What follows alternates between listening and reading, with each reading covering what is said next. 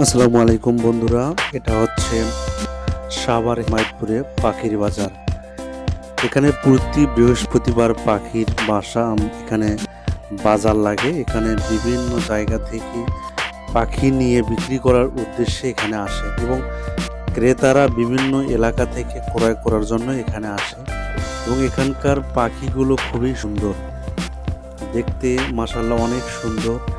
পাখিগুলোর কালার এবং বিভিন্ন ধরনের ছোট ছোট পাখি এবং মুরগিও রয়েছে এখানে, দেশি বিদেশি পাখি, দেশি বিদেশি মুরগি, কাক, বেজি, আরও সাপও মাঝে মাঝে আসে দেখি।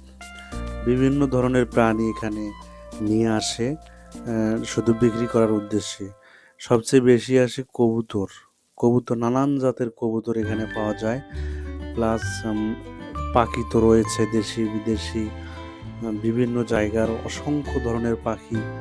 শুধু পাখিগুলো দেখেই মন ভরে যায়। যদি এই পাখিগুলো আমরা বাসায় রাখি তাহলে আমাদের পুরো বাড়ির একটা চলে আসবে, প্রকৃতি ভাব চলে আসবে।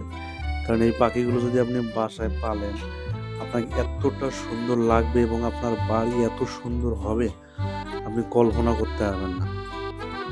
সত্যি খুব সুন্দর লাগবে আপনার বাড়িটা।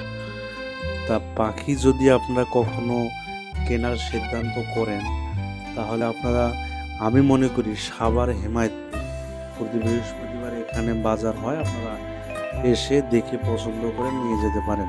যদি মনে করেন যে আমি পাখি ক্রয় করব, তাহলে এইটা আপনার সিদ্ধান্ত হতে পারে সঠিক, যে এখানে এসে আপনি দেখে ক্রয় করতে পারবেন।